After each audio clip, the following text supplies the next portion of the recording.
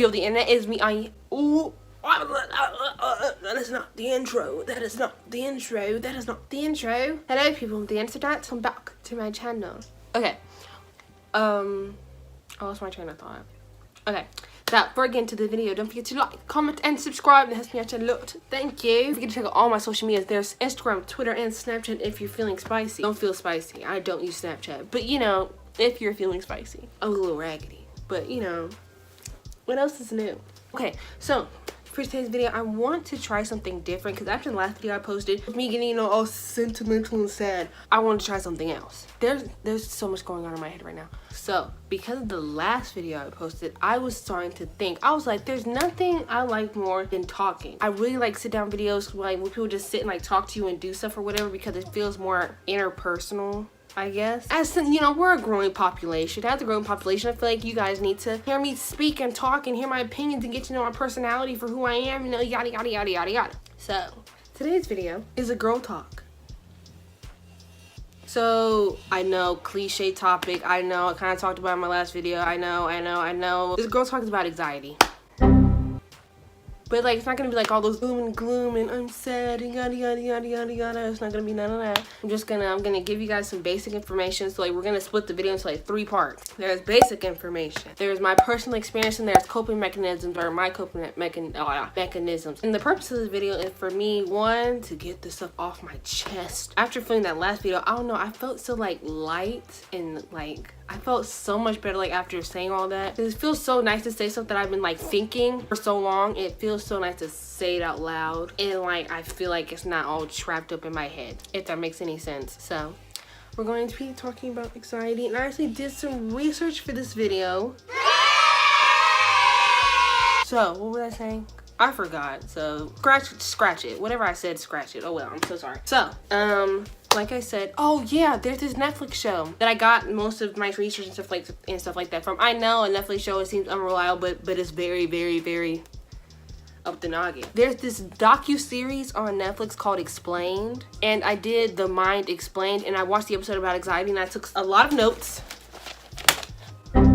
My channel is not like, it's not gonna be like 100% like mental health and da da da da da. But I do feel extremely passionate about anxiety and depression, especially because I deal with anxiety now and I've dealt with it like my entire life. And I feel like if I can like make one person that's watching this video feel more comfortable about what they're going through because they feel like they're not alone or something like that, if I can teach one person about it, then that's all that really matters. And if y'all can get a feel for my personality through this video, and that also, and y'all can get to know me, yada yada yada, that way like when I'm famous or whatever, y'all can like 100% understand like where I started from. I got this face mask from Walmart. This is what we're gonna put on while I'm talking about mental health and like stuff like that. Anxiety is the most common mental illness ever, and a lot of people diagnose themselves. It's pretty much like self-diagnosable, like you don't really need someone else to tell you about it. Stop dripping, period. 30% of people are destined to be seriously impaired with anxiety. So that basically means, at least what they said in the documentary, that someone in the room with you right now could have anxiety. You didn't even know that. And then they used this example in the documentary about a warthog and how anxiety wasn't always considered like a mental like impairment or like a mental illness. It was seen as something to help us survive. And they used this warthog that was being preyed on by a lion, and how anxiety was basically, before it was what it was today, it was a survival instinct to help. It was like fight or flight mode is basically what anxiety was. It was to notify your body that you need to either run away or fight this thing, depending on your strength, depending on whatever you're going up against. Then I'm gonna probably have to look down so I can read my notes, but y'all feel me? Like, come on now, I'm trying to educate, period. I feel like Picasso, but like I'm doing it on my face, period. So a lot of people have anxiety, but until anxiety like impairs your day-to-day life, it's not an anxiety disorder. And then there are 4 major types of anxieties, 4 major groups of anxiety. I'm being illiterate right now, I'm so sorry. First, there are catastrophic fears, and that is the belief that something. So the first major group of anxiety, because there are 4 major groups. The first one is catastrophic fear. So with catastrophic fears, it's where you feel, where it's like you have the extreme fear that something bad's gonna happen. Inside that group are 2 forms of anxiety: separation anxiety, and then there are also like specific phobias, you know, like arachnophobia and like fear of heights. I don't know what that one's called. Then the second major group of anxiety is evaluation fears, which are like you're scared of like other people's judgment of you, or how you come off to other people, or how other people feel and think about you. And so that's catastrophic fears. In that category, we have that is social anxiety, which is the most common form of anxiety. So they also think that could be caused by social media. And you know, hearsay. I did not bring a mirror over here. I probably should have. What was I saying? Oh yeah. Duh. Okay. The category of evaluation fears, you know, the fear of you being judged or you coming off to people and stuff like that. In that category is selective mutism, which is the inability to speak in certain situations. I feel like this is so uneven. Okay. I don't know if I need to add more face masks or like what the fuck, bro. Period. I love it. Wait, hold on. I don't love it. I'm just gonna leave this on deck because I feel like I'm gonna need it, because I feel like this face mask isn't looking right and it's alarming. So, what was I saying? Oh yeah, so in the category of like, it's the train of thought constantly not being in the station for me. What was I saying? Excuse me. Okay, next big category of anxiety, we have the fear of losing control. And in this category, we have panic disorder, which is the fear and loss of control which comes with panic attacks. So if you have panic attacks constantly, that's most likely what you have. Along with that is, oh my god, okay, I can read. Hold on, I'm gonna manifest my reading skills. I can read this. I did read this. I read this perfectly. I read this correctly. That's manifestation. I just did that. Agoraphobia, I'm putting it on the screen somewhere, which is where like your fear gets so bad that you avoid to leave public place because you're scared of having a panic attack. So those should come into the category of losing control. Then we have the fear of uncertainty, and with this is the fear of not knowing what's going to happen. And in this category, we have generalized anxiety disorder, and we have OCD. And OCD is a fixation on impulses and thought. And I'm gonna read myself real quick. I think I have, I don't know, can you, like, you have multiple versions of anxiety? I don't, okay, so I think I have like 3. I think I have generalized anxiety disorder, OCD, and social anxiety. But hearsay. So I also think I have ADHD. But I think scattered thoughts are come along with anxiety. With OCD, there is, let's say that you have a weird thought. They literally use an example in the docu-series, and they're like, ooh, that dog's sexy. Normal person would be like, ooh, that was weird, and then to move on. Someone with OCD would be like, oh, that's weird. Why did I think that? And then they'll just start the process of thinking about it over and over and over again, like, oh my god, why did I think that? Oh my god, oh my god, oh my god. And like with OCD, you know, there's like rituals and stuff like that, and they feel like if they don't do the ritual right, that something bad's gonna happen. Anxiety can be inherited from your parents, stuff like that. So if you do have a parent that is anxious or has anxiety or something like that, you are more so likely to get it. Also, women are 2 times more likely to have an anxiety disorder than men. Misogyny. So there's some background information. Now we're gonna go on to my personal experience with anxiety and yada yada yada yada yada. So we're gonna go on my whole childhood trauma spiel.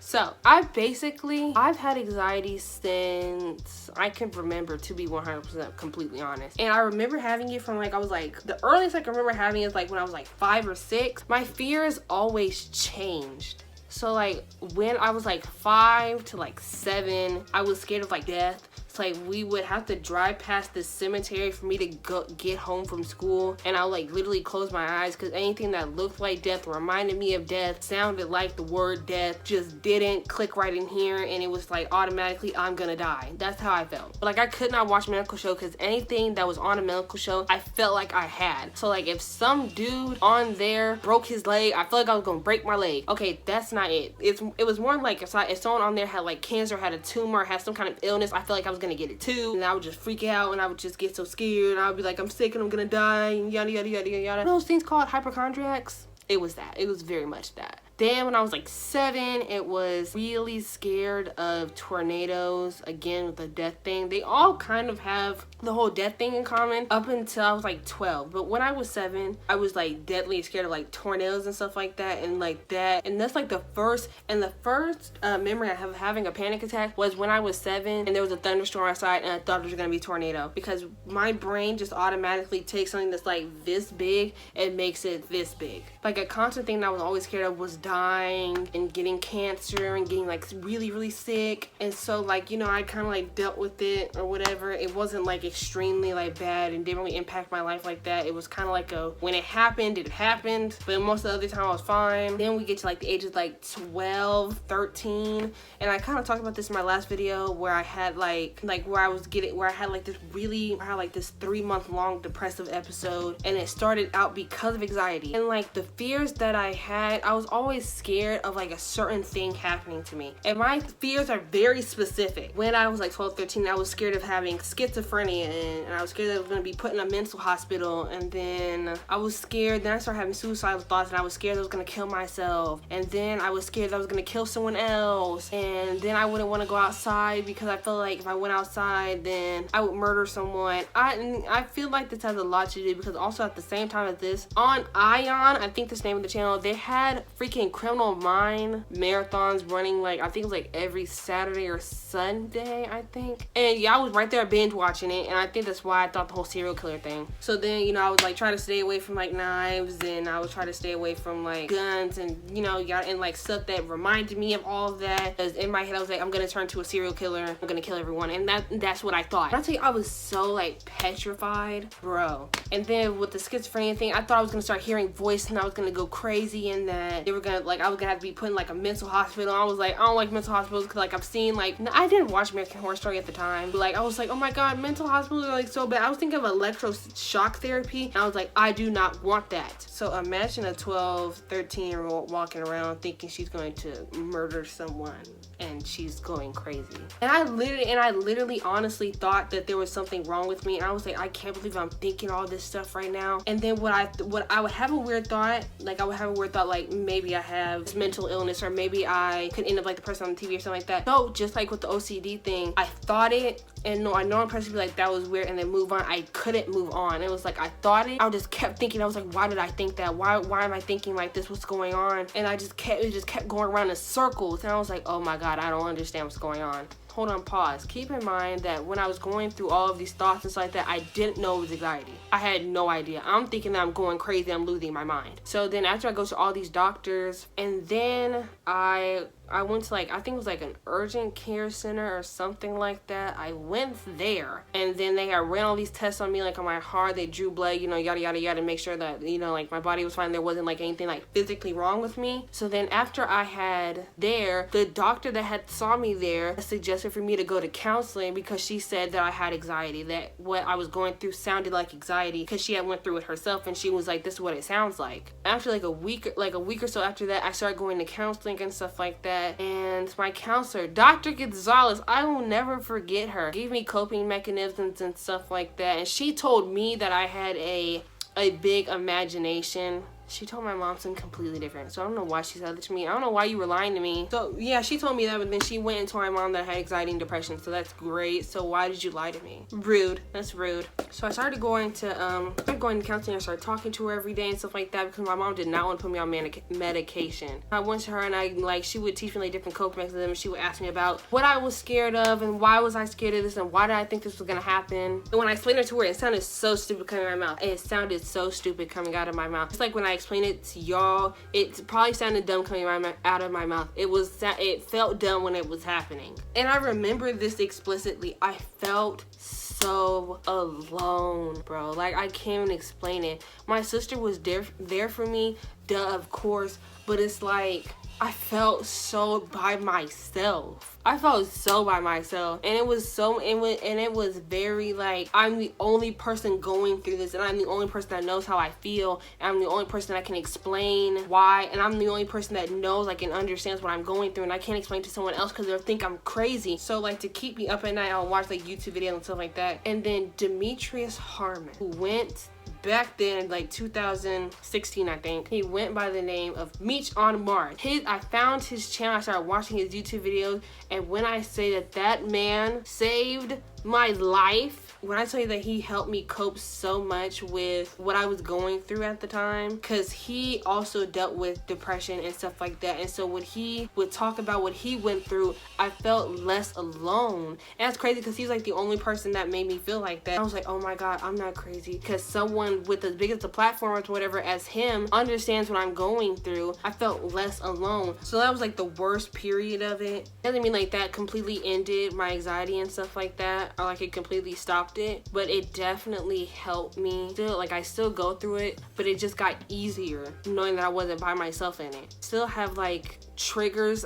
that like trigger my anxiety, and the triggers are so weird. One of my triggers is, you know, that time span in between when the sun is up and the sun is down, to like when the sun is setting and like it's slowly getting dark outside. That time period triggers my anxiety every day, especially if I notice it, especially if I'm in my room by myself and I notice it. It's literally it gives me like the worst anxious feeling ever, and I feel like the world's gonna end. Like a tenth of the people with anxiety choose to do like absolutely nothing about it, which is not the way to go, because it's just going to get worse and it's going to be harder to handle. Some people also turn to alcohol, and they say that alcohol makes it worse in short term and long term. Don't drink alcohol to deal with your anxiety. People use weed, and weed has mixed results. They say that it can help with anxiety, but they say that in some cases it can also make it worse, so it's kind of like a 50-50 chance on that. But they said the best method to deal with like anxiety, to like really life altering anxiety, is medication and therapy. That's what they recommend. Me personally, I feel like my anxiety is like 12 times better if I go and talk to someone about it, like whatever I'm thinking or however I'm feeling, and then they give me confirmation that whatever I'm feeling, they just confirm that I'm okay. The confirmation that I'm okay makes me feel so much better. That helps me out a lot. Ouchie. We're just gonna leave that there. Ow. Oh, my skin feels so soft. God damn, did this pull off some of my hair? Like some of the hair off my face? So those are some of the things that I use to cope with and stuff like that. I don't know if I mean, to each his own. I mean, you kind of have to find your own way of thinking. Ow, ow, ow. Ah, son of a bitch, skits. Ow, that hurts. But like the main thing that really helps me is like talking to someone and like venting about whatever I'm feeling, what I'm thinking, and stuff like that. That's like the main thing that I use to help me. I heard exercise was good too and stuff like that. But if you feel like you have no one to talk to, I think I'm 95% sure there's like apps and stuff like that. Like you can have like a free online therapist, stuff like that. There's always someone to talk to. Even if it feels like no one cares, someone cares, baby. Like somebody cares. It just feels like no one cares and feel like no one understands. This hurts so bad. Family Guy, Rick and Morty, Bob's Burgers, American Dad, great cartoons to watch and take your mind off of like all the stuff that you are worrying about. But yeah, I think that's it. I think I went through all my notes. I did that pretty well, if I do say so myself. I did a pretty good job. The overall message of this video, whether you understood my story or not, because I didn't really understand it when I was saying it, but I bet if I watch it back, it probably makes a little bit of sense. The thing to take away from this video is if you are feeling like how I was feeling, or if like some of the other anxiety disorders that I had told you about resonate with you and how you feel, then realize that you're not crazy and that what you're going through isn't like something. I can't even take myself seriously. Hold on. Ouchie, ouchie. What you're going through, you're not alone, and that there are millions and thousands of people who are going through exactly what you went through, and there are thousands of other people going through exactly what you went through, and that you shouldn't feel like you're by yourself, and that you should really reach out and get help, because you may feel like you can do it alone, but you probably can't. So if I helped at least like one person out, one person saw this and they resonated with what I was saying and it helps them out, that's literally all I wanted. But that's the end of this attempted girl talk. I hope I did well, because, you know, I've never done this before. Like, just sat and talked for a very long time. I probably have. I know it's, like, super cliche and so I think, like, shut up. Shut up. You watched it. You loved it. You loved all the information I told you about. So if you made it this far, absolutely thank you. Mwah. But that wraps up this video. Don't forget to like, comment, and subscribe. That helps me out a lot. Thank you. Also, don't forget to check out all my social medias. There's Instagram, Twitter, and Snapchat if you're feeling spicy. And shoot, if you ain't got nobody to talk to me. I'm always listening. I'm always bored. I ain't got nothing else to do. Let's chat it up. Come on. Talk to me. Remember to create your own happiness, and I will see you the next time I decide to embarrass myself in front of the internet. No, I'm just kidding.